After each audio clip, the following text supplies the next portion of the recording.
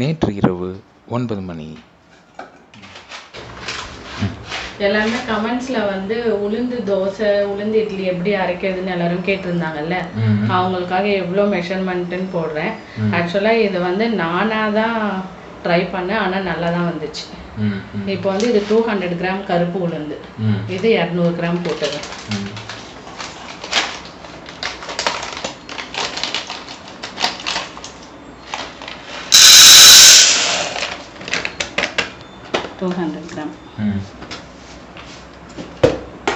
அப்புறம் இது புட்டரிசி, இதெல்லாம் வாங்கிட்டு வீட்டில் வேஸ்ட்டாக இருக்குது. எப்போனா ஒரு நாள் தான் அந்த புட்டரிசி யூஸ் பண்ணுறோம், அதனால் வேஸ்ட்டாக இருக்குது, ட்ரை பண்ணி பார்க்கலான்னு தான் ட்ரை பண்ணேன். இப்போ இதில் 100 கிராம்ஸ், இது 200 கிராம்ஸ் இதுனா அதில் பாதி 100 கிராம்ஸ் வந்து இந்த புட்டரிசி போட்டது.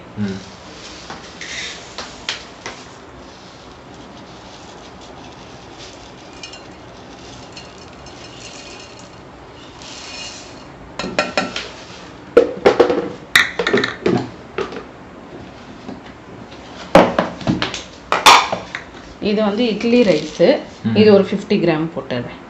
இப்போ இந்த புட்டரிசி இல்லைன்னா பரவாயில்ல, வெறும் வந்து உளுந்தும் இந்த அரிசி மட்டும் போட்டாலே போதும்.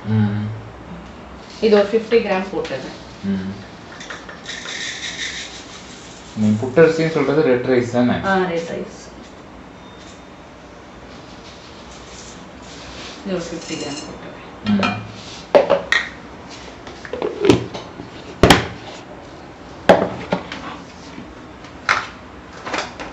அப்புறம் வெந்தயம் ஒரு ஸ்பூன் போட்டுறேன்.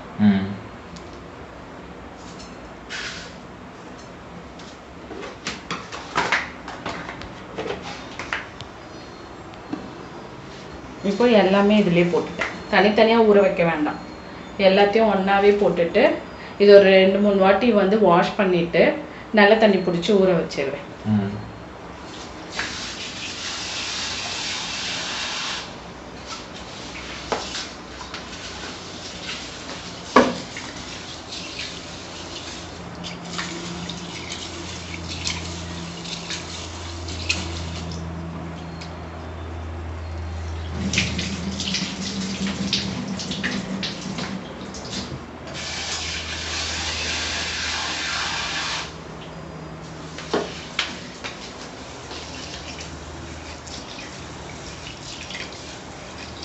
இதில் இந்த இட்லி ரைஸ் இல்லைனாலும் பரவாயில்ல, இட்லி ரைஸ்க்கு பதில் சாப்பிட்ற அரிசி இருக்குல்ல, அந்த அரிசியும் போட்டுக்கலாம். அதையும் நான் ட்ரை பண்ணியிருக்கேன், நல்லாயிருக்கும். ஓகே.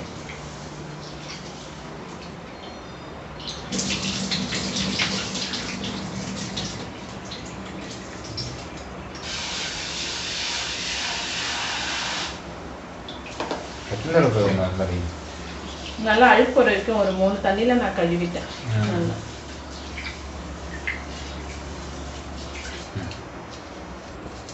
இப்போ நல்லா வாஷ் பண்ணிட்டேன். வாஷ் பண்ணிவிட்டு இதில் நல்ல தண்ணி, குடிக்கிற தண்ணி பிடிச்சி வச்சிடலாம், ஊற வச்சிடலாம்.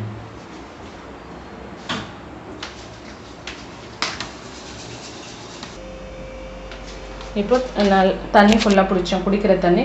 கொஞ்சம் தண்ணி நிறையாவே பிடிச்சிக்கணும், ஏன்னா உளுந்து வந்து ஊறும்போது தண்ணி பத்தாமல் போயிடும் கம்மியாக பிடிச்சா, அதனால் நிறையா தண்ணி பிடிச்சி வச்சிட்டேன். இப்போ இது ஊறட்டும், இது அப்படியே நைட் ஃபுல்லாக வச்சிடணும்.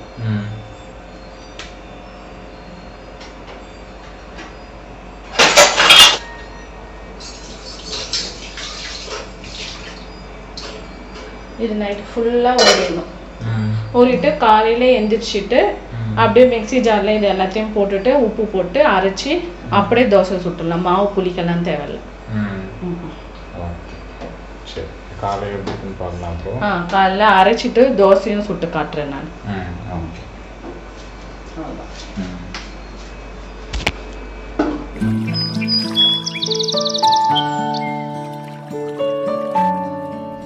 இன்று காலை 8 மணி.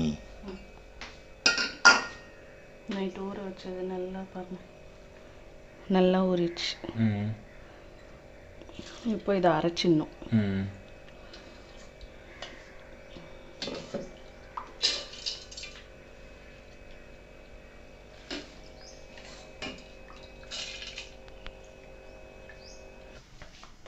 போட்டுட்டு இதில் கொஞ்சம் உப்பு போட்டுக்கிறேன். உப்பு போட்டுட்டு கொஞ்சமாக தண்ணி ஊற்றிக்கணும். அப்படி பிடிச்சிக்க.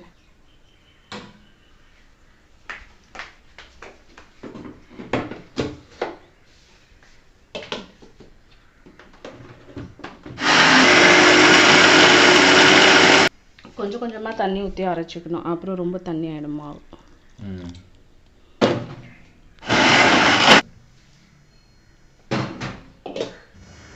மிக்சியில் அரைக்கிறதா இருந்தால் கொஞ்சம் ஐஸ் வாட்டர் போட்டு கூட அரைச்சிக்கலாம். மிக்ஸி ஜார் ஹீட் ஆகாது.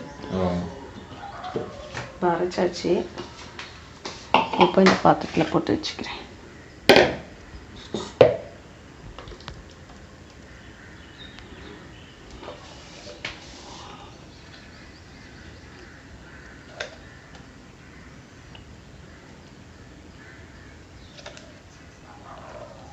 சூடாக இருக்கு. மாவா சூடாக இருக்கு. மிக்ஸி ஜாரில் அரைச்சாலே அப்படிதான். நான் ஒரு வாட்டி ஃபுல்லாக போட்டேன்ல, அரைக்க முடியல. அதனால் பாதி எடுத்து வச்சுட்டு ஃபஸ்ட்டு பாதி அரைச்சிட்டேன். பாதி பாதியாக போட்டு அரைச்சது தான் பெட்டர், இல்லை ஓவர்லோட் ஆகிடும். ஆமாம்.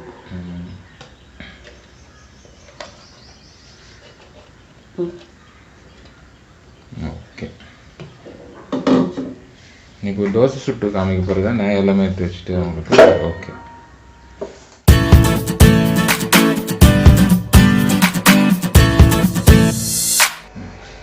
இதுக்கு வந்து கொத்தமல்லியோட தண்டு இருக்குல்ல. இதுன்னா இது என்னது என்ன பண்ணுறேன்னே சொல்லி இதுக்கு வந்து அப்படின்ட்டு. அதான் சட்னிக்கு. அதான் இப்போ வந்து நான் கொத்தமல்லி சட்னி செய்ய போகிறேன். அதுக்கு வந்து கொத்தமல்லி இலை கிடையாது, கொத்தமல்லியோட தண்டு இருக்குல்ல, பிஞ்சியாக இருக்கும் அந்த தண்டில். சரியா? இப்போ ஒரு மிக்ஸி ஜாரில் கொஞ்சமாக தேங்காய் போட்டிருக்கேன், 2 பச்சை மிளகா, அப்புறம் ஒரு கொஞ்சோண்டு இஞ்சி, அப்புறம் கொஞ்சமாக உடைச்ச கடலை, கொஞ்சம் உடைச்ச கடலை போட்டேன், கொஞ்சம் சால்ட். இப்போ இதை வந்து இதில் போட்டுடலாம்.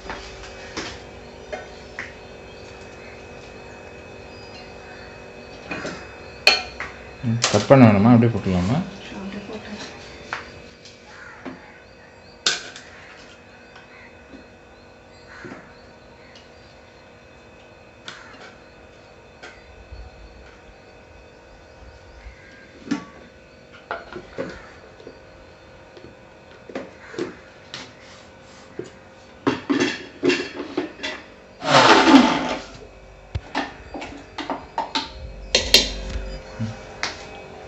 அரைச்சாச்சு, சட்னி ரெடி. இப்போது இது தாளிக்கிறதா இருந்தாலும் தாளிச்சிக்கலாம். எண்ணெய் போட்டு கடுகு கருவேப்பிலை போட்டு. நான் தாளிக்க போகிறதில்ல, அப்படியே தான் சாப்பிட்றேன். Okay okay. இப்போ தோசை சுட்ட காமிச்சிடுறேன். தோசை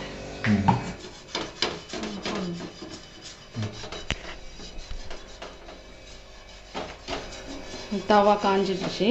லைட்டாக எண்ணெய் போட்டுக்கிறேன்.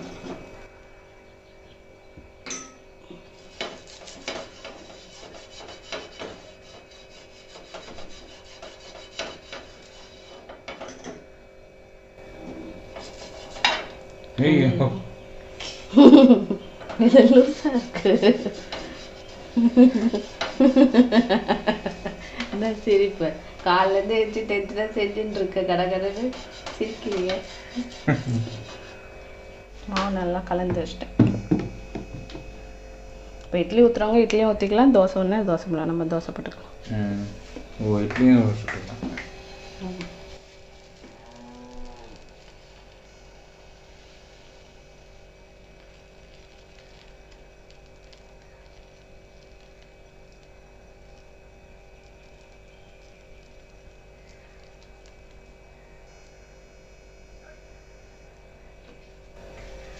தண்ணி வேணாலும் கொஞ்சம் தண்ணி போட்டுக்கலாம். தண்ணி ஊற்றிட்டா இட்லி சுட முடியாது. கொஞ்சம் திக்காக இருந்தால் தான் இட்லி சுட முடியும். தனியாக வேணா எடுத்து தோசை சுட்டு கொஞ்சமாக எண்ணெய் போட்டுக்கிறேன்.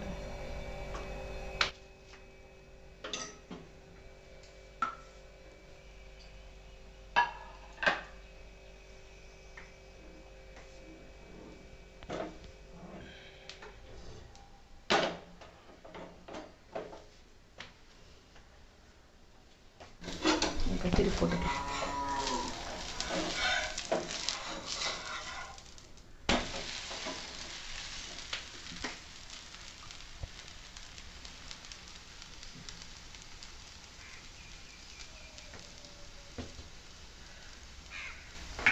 அவ்வளோதான், கருப்பு உளுந்து தோசை ரெடி. இப்போ டேஸ்ட் பண்ணிவிட்டு எப்படி இருக்குன்னு சொல்லுங்கள்.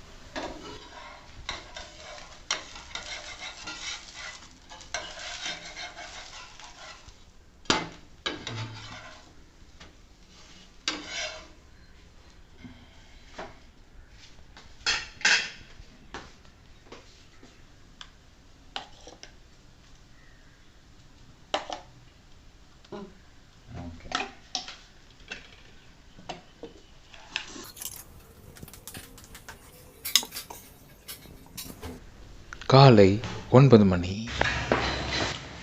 கருப்பு உளுந்து தோசையும் கொத்தமல்லி தண்டில் செஞ்ச சட்னியும் எப்படி இருக்குன்னு பார்க்கலாம். இதுதான் அது. ஸோ 2 தோசை. நீங்கள் நார்மல் மாவில் சுட்டு தோசை மாதிரி இருக்கும்னு நினைக்காதீங்க. இது கொஞ்சம் டிஃப்ரெண்ட்டாக இருக்கும் பார்க்கவே. பட் முறுமுறுன்னு தான் இருக்குது. தெரியுதுங்களா? அப்படி மடிக்கும்போது சவுண்ட் கேட்குறது. இது சட்னி. இது அவங்க சொன்ன மாதிரி நீங்கள் தாளிக்கிறது இருந்தாலும் தாளிச்சிக்கலாம், இல்லைன்னா அப்படியேவும் சாப்பிட்லாம். நல்லா தான் இருக்கும். நான் அதுக்கு முன்னாடி சாப்பிட்ருக்கேன். இப்போ எப்படி இருக்குன்னு நான் உங்களுக்கு சொல்கிறேன்.